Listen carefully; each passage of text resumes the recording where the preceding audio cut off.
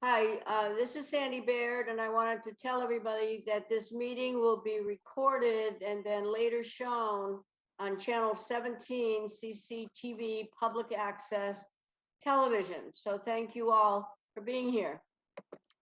Tonight, we are going to be discussing the world as it tumbles into war right now, between Russia and Ukraine. And I say that guardedly because tonight I would like to have a discussion about that war and its implications for the rest of the world. Remember that it has been thus far defined mainly by the US media, perhaps by the Russian media also, as a war between Russia, which invaded Ukraine about 1 month, 29 days or so ago. I would like to broaden the discussion because the war has also been presented as largely a war against Vladimir Putin. That Putin has been described variously as a monster, as demented, as mad, all of which might be the case. However, I think it does not define what is really going on in the world, and it's rather irrelevant because this is a war that involves the whole world, or might involve the whole world eventually. And so I would like to broaden the discussion tonight. And I would like to broaden that by bringing in the perspective of my guest tonight, who is Eric Añero, a colleague of mine in what I would call the People's Law School, which I am developing, and we'll speak about it sometime at a later date. But Eric is a man from Ivory Coast who is just in Africa. And at the time that he came back from Africa, he offered me the kind of transformative information that everywhere he went were signs that were pro-Russia or pro-Putin. And that really made me think hard about what is going on in the rest of the world.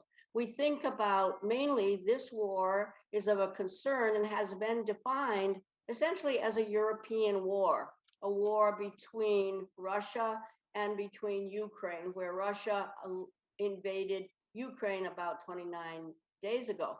And we are not thinking of it in broad world politics or even the consequences of what it might mean for the rest of the world.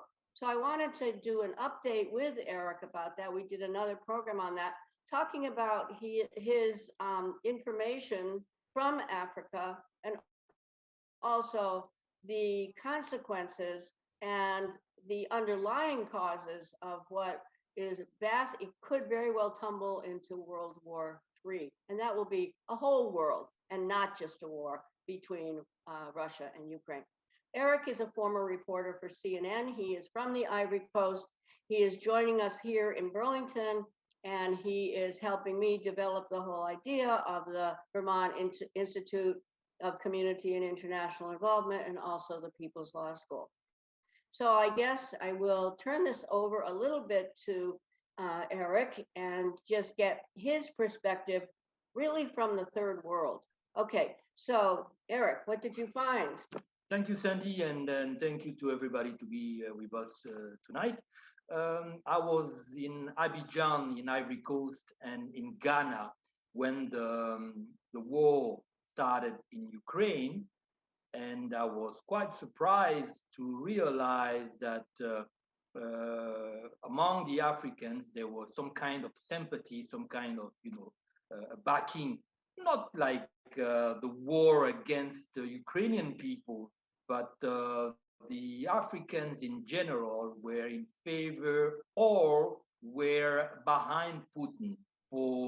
So I've asked the folks over there if it was, are you okay for Russia to go to Ukraine and kill people eventually? And then I have, as an answer, I got the sense that it wasn't that people were condoning the war, so to speak, but mostly they were behind someone that was standing against the West. So why? Oh, wait a minute, that's important. Yeah. Okay, I think it's important, unless somebody else wants to ask another question. What do you mean by the West exactly? I mean by the West, the US and the former colonial powers, because the West for Africa is mostly the US and the world that is behind the idea of bringing democracy and bringing a more liberal world to Africa. So mostly the former colonial powers. In the case of the Ivory Coast, it's France. France that, even though these countries have some kind of independence on the papers, are still ruled economically, politically, and geopolitically by France. You have also former colonies from Great Britain, and then other colonies from Portugal and Belgium. And Belgium. Mm-hmm. And Belgium, with the notorious, King Leopold, who chopped thousands, if not millions of hands, in Congo. So it's a bitter Africa, I think, that is seeing, Putin as someone that is standing against the West that has failed to bring what it promised. A few decades ago, the world was divided between like those who were for Russia and the USSR and those who were for, the Western Bloc. Most of the countries at that time didn't have the luxury to choose. Some did choose, they were more powerful, but most of them were, under, for example, the countries under the French rule were just had to, to do what France was asking them to. Which is what? To oppose, which is to oppose the USSR. The USSR. Right. Some other countries which were more daring and more, less docile and a little bit hostile to the Western world, because the Western world, is linked to colonial power, Right. So these countries, like most of the countries that used to have revolutionaries, like Ghana with Kwame Nkrumah, were aligned. Algeria. Yeah, we were aligned with the US, with the Russians, USSR at that time, or were non-aligned because there was this movement of countries that didn't want to be either with the West or with USSR. Today, things have changed. These countries are, seeing new powers. Or hold on for 1 minute. Mm-hmm. So I think that one of the problems that I've seen in all the coverage is a kind of a mindful forgetting of that past in Africa. It seems to me that either our media is willfully ignorant or ignorant. I think there's no real understanding that Africa was imperialized, never by Russia or never by China, but by, in fact, primarily the NATO countries. If you want to think of it that way. Right? Yes, and then it's interesting because the media tend to see what happened to what is happening to Africa today as something that just come out of the blue. They don't see it as the result. And then it's a little bit okay, but what's coming out of the blue? Okay, so the old imperial powers are what we're talking about. Mm-hmm. France, England, Belgium, Portugal, and Spain. A little Spain, right? Yeah. Mm-hmm. They have ruled these countries in Africa, right. In Africa, brutally, and then they have continued even after the the independence. And independence occurred in the 50s. Yeah, in the 50s and the 60s, Great, yeah. But most of the countries were locked into treaties with the former colonial powers, which gives, for example, France a priority on the resources. So much so that, for example, Niger, which is one of the major supplier of uranium for France, doesn't even have electricity. So the Western media is like we have the feeling that it's all these Africans, do they know better? They better be ruled by the colonial masters. Nobody goes deep into what happened over there and what can be the reason why today these countries are seeing Vladimir Putin not as the savior or whatever, but someone who's standing, someone who's like at least telling the West that enough is enough. There are countries that want also to be free. So the problem is, in this dynamic, these countries can also go towards new power, not colonial power, but China and Russia. They are there for business. So wait a minute, are they? Oh yeah, China is the major competitor for the West over there. In Africa. In Africa, China is in Africa, and China doesn't ask the Africans to come up with good grades when it comes to democracy or human rights. They don't care. The They're over Chinese there don't care. Yeah, they don't care. Mhm. So, but because the Africans are saying, hey, anyway, the U.S. is asking us to have good grades when it comes to human rights and democracy. But are they example of such things? When, for example, in their own countries, minorities are being, have been for many centuries, oppressed. When, for example, they're waging wars in other countries, proxy wars, when they went to Iraq with a false pretext, when they, so. Not only Iraq, I guess. The main issue is the West. Does the West have enough credibility to to be the gendarme of the world? Okay, all right. So in other words, then you did find sympathy for Russia, and then why Russia? Isn't that a white country also? Yeah, but there's no history of oppression in Africa, right, from the Russians or Chinese, from the Chinese. Even though China is doing business in Africa, and sometimes there could be some problems. China tend to come to countries with their own workers from China.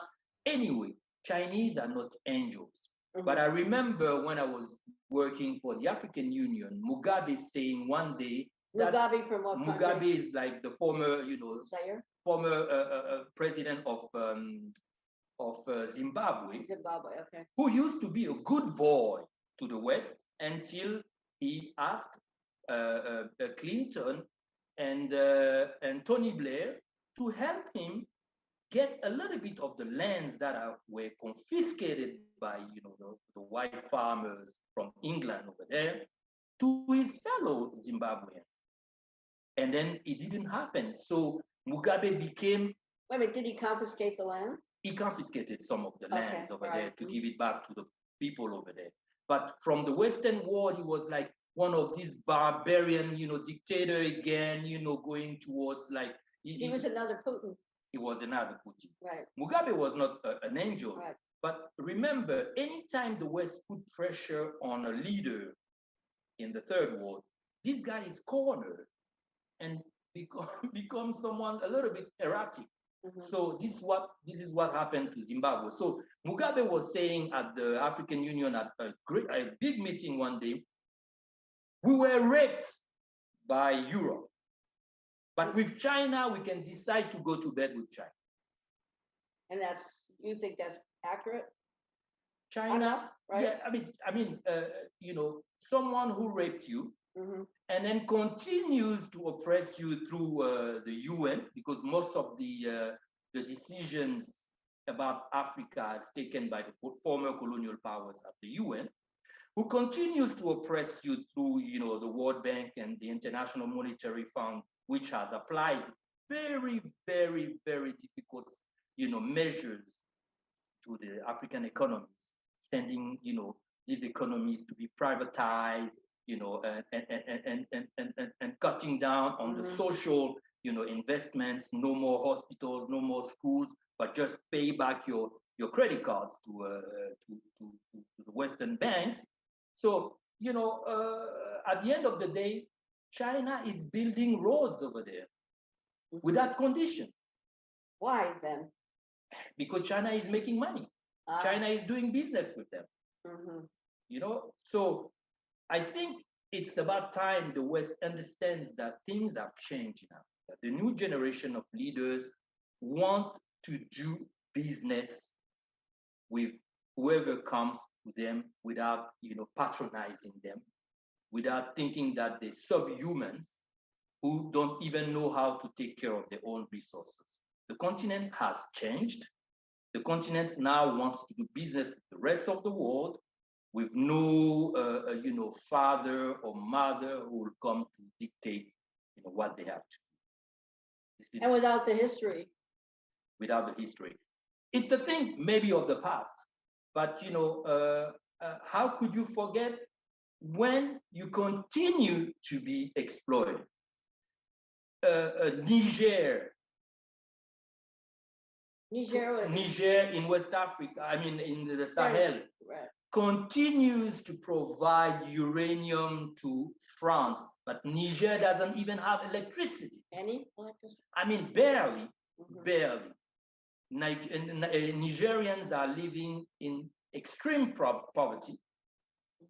And you go to Mali, Mali has gold.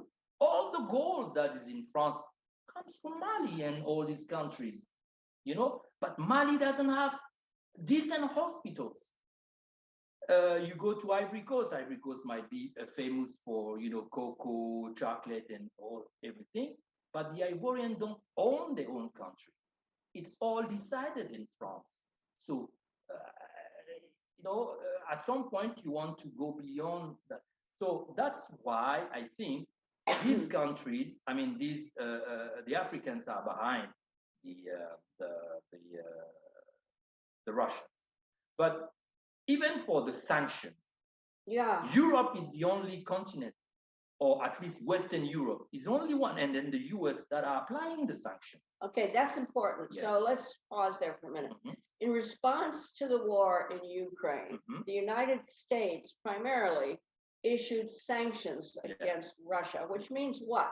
That we're not doing any business, because that's not true either. I mean, we're still doing business with Russia, right? Yeah. But these sanctions are really meant to cripple Russia and punish Russia so that Russia, changes its mind? Yeah, but in fact, it's only European countries, Western European countries, and the US that are maybe somehow applying these sanctions. But if you go around the world, no country from Africa will dare do that because it would be a suicide for their economies. They don't want also to be in trouble with Russia, because in this new world, nobody is the master of the world now. Is that right? Hey, look at India. Right. Yes. India, Russia, South Africa, Brazil, and China are together in a new bloc that is called the BRICs. Right. 40% of the population of the world. 40%. And major contributors to the economy. These people, even though the US is still the mightiest country in the world, but is it? I mean, let's face it, yes. Militarily, economically, even China, who's trying to be there, has I'm not saying a long way, but has a way. Yeah, has a way to, let's not think that the US is a major, player on the international, but the US cannot no more be like they used to be like 10, 20 years ago, the superpower. Why not? Because they are mid-sized powers like India, Russia, China, that could, if they get together, or even alone, can stand somehow, in front of the US. So the sanctions are showing that it's only Europe. Even Europe is divided. Right. You go to France television, you hear some leaders of political leaders that won't follow Zelensky. They can't say so. They say that. Yeah, some of them have said that. But of course, mainstream France, because of the links toward, inside NATO and stuff, has to be aligned to the NATO. But in reality, some of the leaders in France don't want it, and then a lot of companies, even in France, and Zelensky, when he was addressing the France Parliament, has named some companies from France that are still doing business with Russia.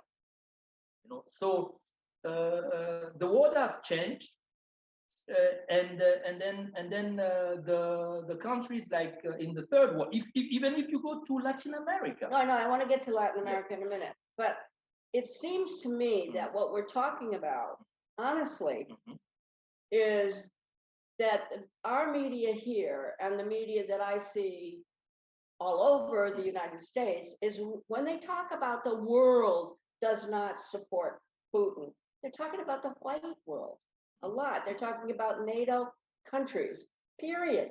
They make no, they don't have any consciousness that Latin America probably does not stand with the United States and NATO, or that Asia does, or that Africa does. Yeah, this. So what are they talking about? They're talking about France. They're talking about the NATO countries, correct? Yeah. Or not? This shows also the bias, because Yes, for a long time, exactly. these countries, didn't represent anything. So. But they still think they do. Right? But I mean, the reality is otherwise. Well, let's talk about that reality. Okay, so you mentioned a very key word, and that is BRICS. I'm not certain that most Americans know what BRICS is or how long that semi-alliance. It's not a military alliance, correct? Yeah, it's not a military alliance. Okay, what is it?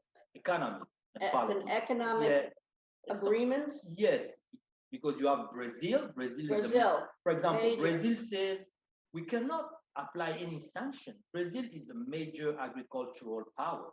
Correct, in Latin America. And Brazil needs, fertilizers. Where do they get the Russia? Right. From Russia, right. Most of the countries use wheat for bread, and so. I mean, the world is so much integrated today, economically, financially, that you cannot isolate a country like a major player like Russia. And okay, so there's Brazil, and you're saying that they won't do the sanctions. They won't do the sanction. Right. China won't do the sanction. And that R is Russia. Russia. India. I. Yeah. China. China and South Africa. And South Africa. Even right. South Africa, at the beginning of the crisis, at the UN, South Africa issued a statement asking the Russians to get out of Ukraine. But 2 days later, they came back. What they say? they don't say anything anymore, because they know that they're part of this alliance. And then even Russia has been very important in the fight against what? Apartheid, against the oppressive regime in South Africa. So Russia was? Yeah. So the world today is like not the world of a polarized world with USSR. Even the Russians are no longer, the USSR. Yeah. So the world has changed, and there are mid-sized players, mid-sized powers that can enter in the balance. And look, even in Europe, you have Turkey. Right. I was thinking about Turkey. Turkey's mediating a peace agreement. Can you believe that? No, of course I can believe it. Yes. And Israel is in Israel. Israel is kind of playing soft with Russia, because right. they need Russia to counter the influence of Iran. Right. You see, so it's a world where you have to understand. Okay, take a deep breath. Okay, I'm still a superpower, but I cannot no longer dictate, my will to the rest of the world. Let's do business. And that's, believe me or not, you go throughout Africa, they still like Donald Trump. I know. You know why? I know. Because yeah, it didn't change much of the international policies but it was mostly business. Right. Of course. That, at least that's what they perceived. It's true. The guy's always been interested in making money. I tried to tell them, okay, listen, do you think that, they said, this is the problem of the US. We want a business partner. We don't want like someone who comes to give lessons. So the world have changed, business. And then this is also the occasion the opportunity for the US, which has still a good audience in Africa. They do? Yes. I mean, China might be, nice with coming with these, new toys and things, but, come on, it's the US. Why? It's the US. Why? Who went to the moon? Oh, okay. Who did that? Hey, but you once said it was because of Elvis Presley. You did. But culturally, Right. economically, I mean, whatever is happening here, even socially, the social movement, even like the right for women. Even the US is one of the first countries in the Western world that is tackling the race problem. Even though, what? in terms of race, even looking at the past and trying to find, at least talking about it. Go to France, go to Europe. Nobody is talking about it. No. It takes I don't know what for Belgium to recognize that King Leopold was chopping hands in Congo. Go to France. France, yeah, France is bragging about being a country where everybody is equal. It's ridiculous. They're still in France. I mean, me, I work for the US. I work for the Voice of America, even though it was a propaganda. It's a US government office. But go to France. For a fellow Ivorian to be able to work at that level, I have Ivorians here that have houses. I have Africans here that can buy a house, that can go to work, that won't change the way maybe a white guy or another race will look at him. But at least if there's a problem, they can go to court, Right. So it's still a great country, but the world has changed. It's no longer, a world where you come with the big guns and make law. It's a world when you come with diplomacy. Except that the West, France, US is still militarizing Africans and African countries, right? Yeah, but it's a fallacy because they think that the solution would be, a militarizing. They want what? Against terrorism or something? Terrorism is just a pretext to be there. Why do we want to be there? You know what fueled terrorism? What? It's when you deplete Africa from its resources, when you put tribes, you put political camps in confrontation for you to be able to snatch the resources out of country. That's what brings terrorism. Give access to education to everybody. Give access to electricity. I mean, these ayatollahs that wouldn't have any audience to talk to. Mm-hmm. When kids have to take like small boats to go to Europe because their countries are being depleted of their resources by the same colonial powers that are, today giving lessons to the rest of the world. I mean, how can't you have terrorism? I mean, it's not that simple. And then talking about terrorism, the Western world went to bombard Libya. Yeah. Gaddafi, the Libyan leader, wasn't an angel. Oh no. But at least, there was some order over there. Mm-hmm. After the war in Libya, all the hoodlums that were, operating over there left the country with guns and, slavery again. Hey, mm-hmm. Yemen, what's going on in Yemen today? I know. Well, what do you say? So, terrorism, it's poverty. It's poverty. I mean, the world is not a place like a kindergarten, a playground, but we have to go by some rules of decency and not treat, the Africans as subhumans or the people from Latin America as subhumans to whom you can apply rules like without, expecting any backlash. We still have as a country, the US, the mightiest country on the world. One of the countries, the brightest mind to change the way we do business in Africa. We have like Africans that are, now new Americans that can be the trailblazers for, Right here in this community. Yeah, but that can Right. be the trailblazers for like a new way of doing business in Africa. They have collaterals here, the kids are here, they can be given loans to go to Africa. The same way China is financing its economic operators to go to Africa. The same way Turkey is giving Turkey too? everybody is subsidizing the business people to go to Africa.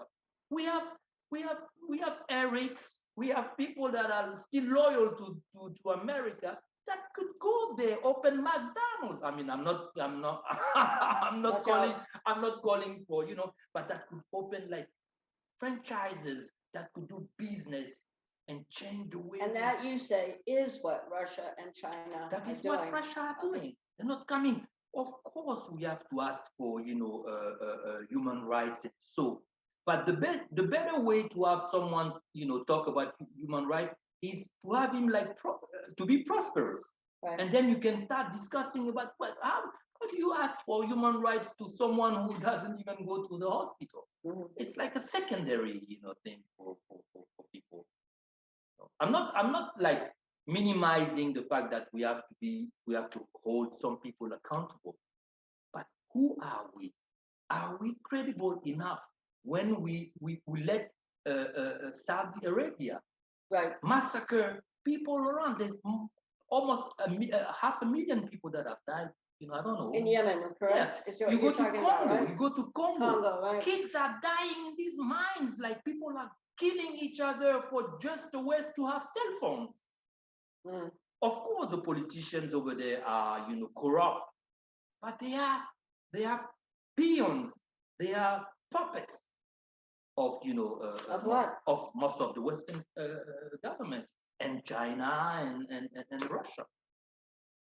Okay, so I did want to talk a little bit about Latin America before we ask for questions, because what you also said was really curious to me. Because at one point, my thinking really has gotten transformed by what you're saying. I was seeing the war as it was presented by the media, that this was a war between Russia and Ukraine for underlying reasons. That invasion happened for other reasons that don't justify the invasion. Nevertheless, there are reasons why that happened. But I wasn't thinking about the fact that it is the NATO world only that is the European countries that appear to be behind the NATO countries and not with Putin. But in fact, the rest of the world has been very silent about this. I haven't heard of one protest pro-Ukraine in all of Latin America. None. Have you? No. Okay, or from Africa, or from Asia. The big support for Ukraine seems to be only in Western Europe, Canada, and the United States. Of course, because there's all right, like, but this is key. Mm-hmm. So the perspective is really, in my mind, from our country, really screwed up. Is that because they're ignorant of the way the rest of the world thinks? They don't want to inquire how the rest of the world thinks? They're so narrow-minded that they're not even willing to consider that there might be another point of view? I'm pretty sure most of the Americans know about it. No, they don't. No, I don't think so. Because like whatever is being seen on TV is not the truth. Me, I've said enough in this country to know that people have they're intelligent, but yeah, it's just that the media are manufacturing these of course, if a country is if a country goes through war, you have to have sympathy for the populations over there. But it looks like we have only sympathy. Not even the Ukrainians are not even like in the mind of people. It's Zelensky. Mm-hmm. Zelensky is just like a guy who is like agitating his cell phone and things. People don't get the sense of like the gravity of the problem, right? Right. It's like it's being like so much trivialized on television that we don't understand that it's a geopolitical war. It's like NATO going to look for trouble Yeah. in Russia, and Russia being, is not, saying that Russia has the right to go and start bombarding a country, but they've been a precedent. They've been, even the West said we won't go further Right. west, further east. Right. But in reality, that's not what was happening on the ground. So, and then under the same pretext of, the world is divided, the Monroe Doctrine. Yes. Nobody can come and do whatever Ask they the want, Cubans about that. Right. whatever they want in the backyard Right. of the US. Right. So even in Yalta divided the world. Even prior to Yalta, Right. Berlin, the conference of Berlin divided. We were even chopped into small countries in Africa. Right. So why do you accept that for your backyard and you don't accept that for the backyard of Russia? Maybe it's about time the whole world put an end to all backyards around the planet. Right. And then, but it can't be only for one side. Right. It has to be for all the parties. Right. That's okay. So before we get to that, though, okay. So I wanted to speak a little bit about Latin America because I'm going to, with you, I hope, be able to go to Cuba, for instance, in a month or so. So it hit me too. Cuba probably is not anti-Russia.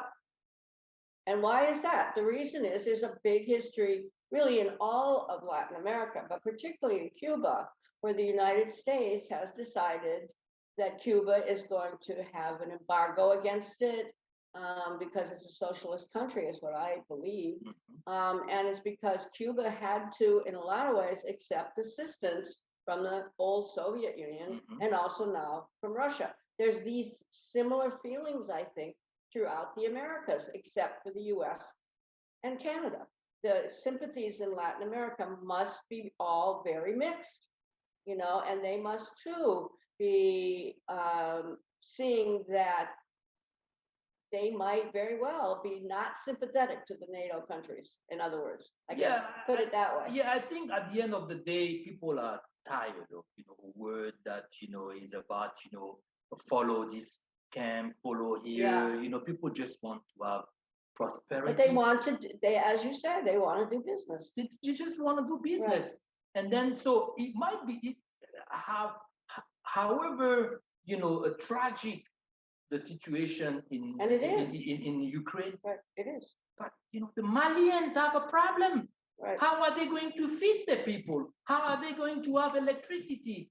So would they spend time wasting their time following two elephants that are fighting in Africa? We said when the two elephants are fighting, it's the grass underneath that is suffering. And that's true of Ukraine. Yeah. That's the grass. Ukraine has been the grass where, two elephants are waging a proxy war. So that's an important word, though. It's a proxy war. Between the US, the Western world, and Russia. Except Russia. I'm not certain that it's even the entire Western world. I don't think Germany or France want to go to war in Russia. But they are NATO. And so what? What is NATO? When you agree to join an alliance, you lose a little bit of your sovereignty. Okay, so before we open up for questions, NATO, in my understanding, and I'm a historian, I'm not put it this way, I love history. I've studied a lot of history and I taught history. In my memory, NATO was formed in about 1947 out of World War II, and it was an alliance. They said a defensive alliance against whom? Who was it aimed at, that alliance? Russia.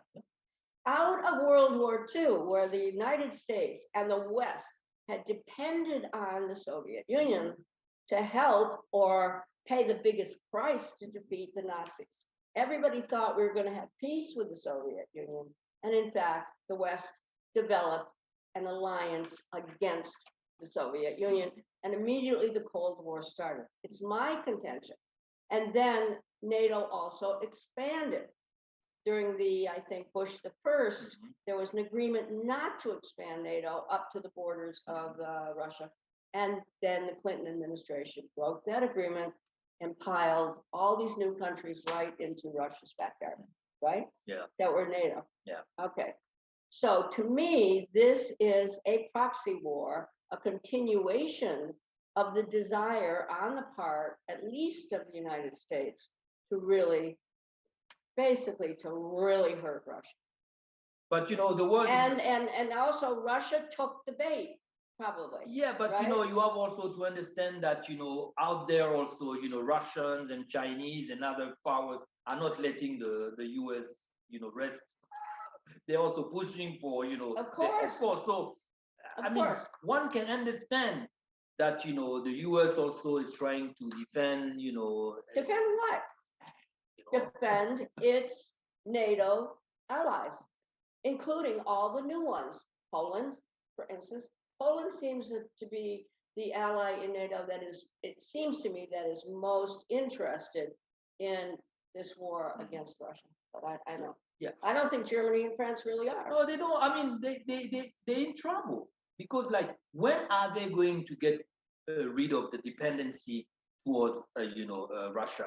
When are they going to get rid of the It's- dependency on the United States? It's. I mean, the United States now it's posing as, you know, it's creating an alternative now.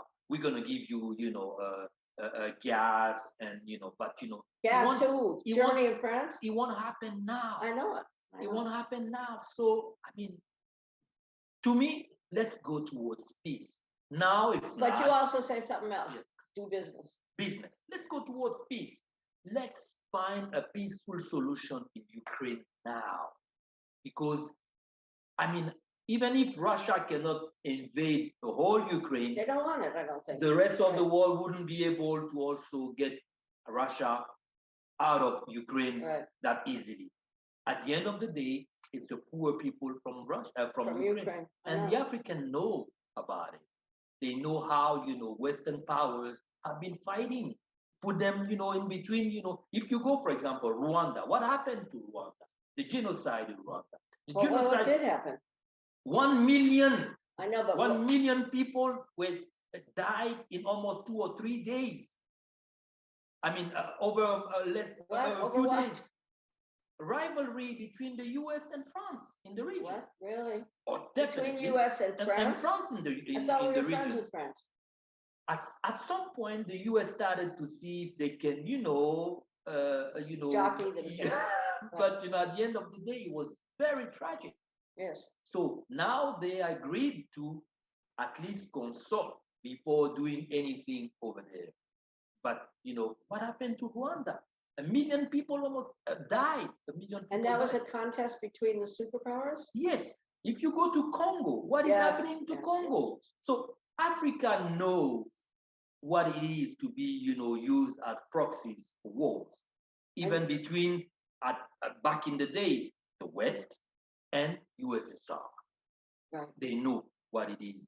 So Ukraine is living that, and I think that Zelensky should calm down. War is not a game. It's not like a video game with your cell phone and going Well, around. I'll tell you who else should calm down is the President of the United States. I mean, Right. but Zelensky and you know, the Ukrainians should calm down and look for a peaceful solution. Yeah, but he is, I thought, Yeah. Zelensky, right now. Let's see. Right, yeah. Let's see what And everybody happen. wants him, everybody but the US. It seems Israel wants him too. There's no way but, you know, peace, to look for Right, peace. right, right. But the major players are saying to Ukraine, settle this. Yes. Right, except when the United States, the president says, let's go get Putin because he's a bad guy. That is serious escalation. It seems But to you know, me. remember that it's politics. You know, everybody wants. You know, maybe. Yeah, but this country, Americans maybe- don't want to go to war in Ukraine. I hope so. Are you kidding? I hope so. Okay. I hope so. Anyway, okay. Don't we have enough to care about here? Yes, exactly. Gas is like a gas price is skyrocketing.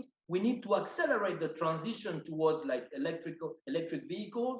We need to be able, as a mightiest country, to give at least a relief to the students that are carrying loans. Like we need to be able to give 2-year free college. Why don't you run for president? You're not a Vote for me. citizen. Okay, well, are there questions or anybody have any other thoughts? No? I can't, it can Okay, let's see. We need to maybe. mute yourself, Barbara.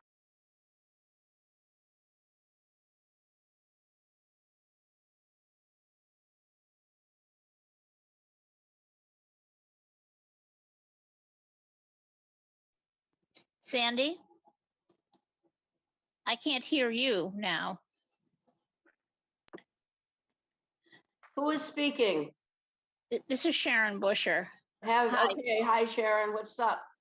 Well, so this was disheartening. Honesty sometimes hurts when you hear it. Very informative. But I wanted to understand, in most of the countries that you're referencing, are the governments really dictator-like, or what are they like? And are they, you mentioned, you touched upon human rights and how the United States addresses that component of livability and just life in general. But if indeed they're aligned with Russia in this confrontation, and yet they're relying on Russia and China for resources and their quality of life, does anyone ever think about how Russia or China could potentially change the leadership in these countries and take away some of the freedoms that you have at this point? I would say that many of the African countries don't have freedoms. And that's largely because of their governments and of their past, and also because they're still ruled, at least financially, by the imperial powers. And those are mainly their old imperial powers, like France and England, Belgium, and so forth. And I'm not saying that, I don't think Eric is either, that they go around saying that they would vote for Putin. It's just that they don't trust the Western powers to do anything decent for them, because that's not the history yet. And so when the Russians and the Chinese do come to Africa, as in Latin America, they don't come with the heavy hand of history or with the kinds of exploitation, at least not the history at this point, of absolute exploitation. And so naturally, they're not anti-Russia. I guess that's the simplest thing, but I'll ask Eric to comment on that. Yeah, the countries over there, there's a strong desire for freedom that has been, extinguished or, blocked by the former colonial powers, because it will change the dynamic. For example, if I take the example of the Ivory Coast at some point, a leadership like by the socialists over there wanted to renegotiate, the treaties with France to have more leverage on their own resources. Result is they were sent, mercenaries. To topple them down. So the deficit of democracy over there is not due to a lack of desire by the people, but it is crushed. Most of the 15 countries that are ruled by France in West Africa, have the leaders chosen by France. By France. You can't be a president in the Francophone sphere if you don't have the blessing of France. And most of the time, he went against the people, But our friend is right, that's the danger. That's why I said we have to calm down and find a way to preserve, because the US is not only an ogre, the US also brings ideals of democracy and ideals of civil, culture. But it has to be done, in such a way that, these people don't have to choose Putin over, Right. human rights or the US. It means that the US has to stop only sending condoms to countries that are believed to be doomed to have AIDS, the US have to do serious business, not to come with a few $1 million just to I don't know, but we have to be serious about that. We have to be able to also. But we also bring weapons over there, don't we? But for example, what the countries over there have against the US that doesn't have any colonial history with Africa is that the US, through its alliance with France, condone the fact that France is still having 15 countries over there under its rule. So they make it easy to blame the US as a friend of the French. How can the US come say, okay, we want democracy, we want human rights, and let a colonial power still screw, take all the resources of a country and not even being able to have these people have electricity? Okay, Sharon, anything further?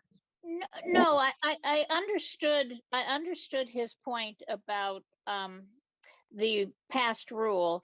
I am not a historian, so I needed to be educated about the fact that these countries still select your leaders, which I didn't realize, which I think is unfortunate and not necessary, but I don't rule the world. But that was another piece that was missing for me.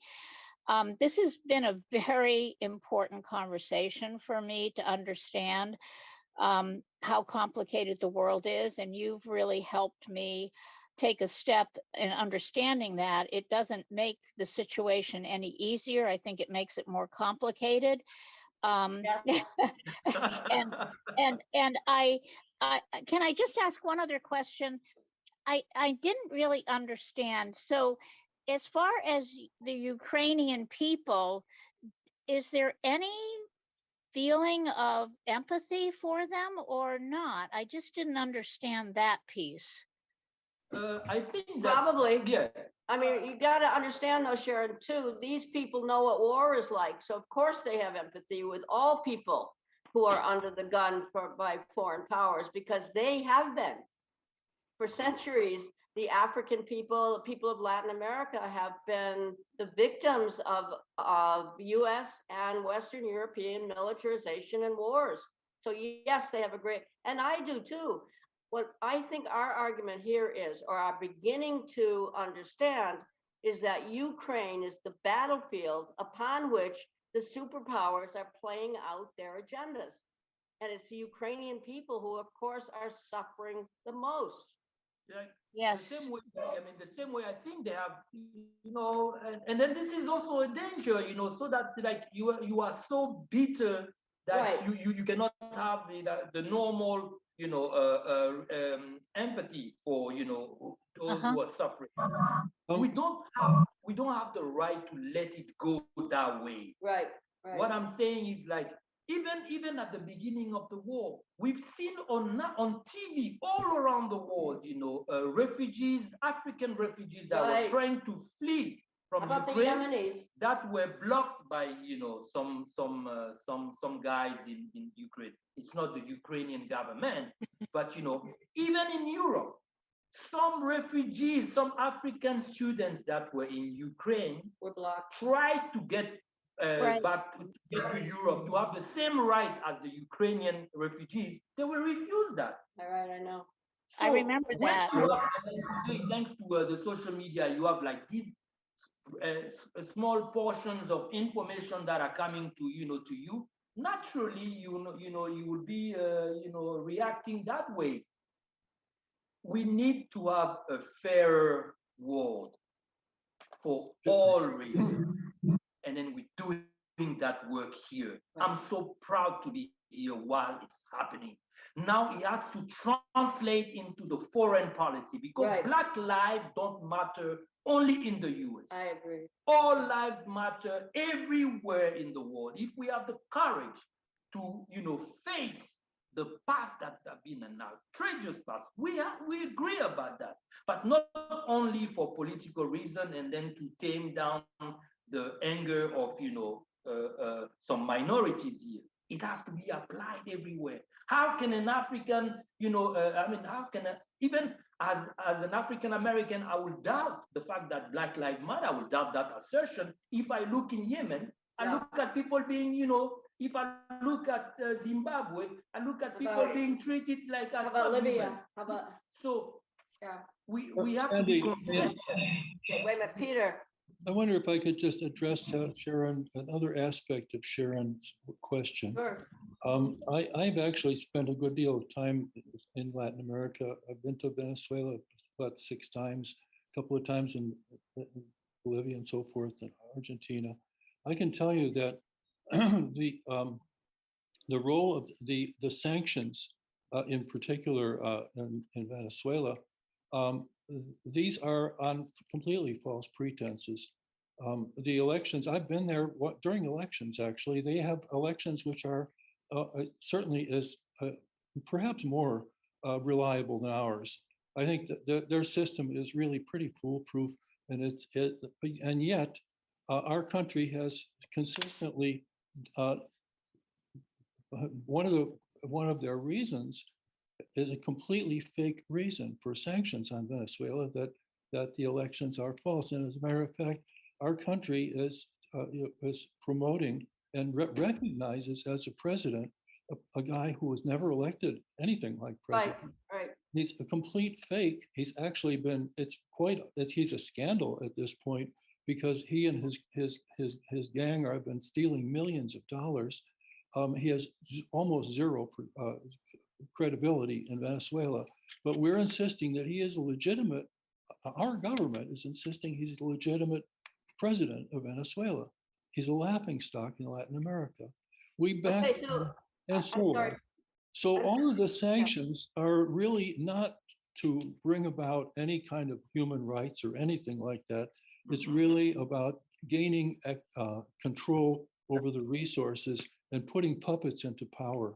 And I can tell you, I go into great lengths, which are obviously not appropriate at this point, to tell you that the sanctions are really, from the Latin American point of view, I can't speak to others, but they're based on false pretenses, and they're really very evil.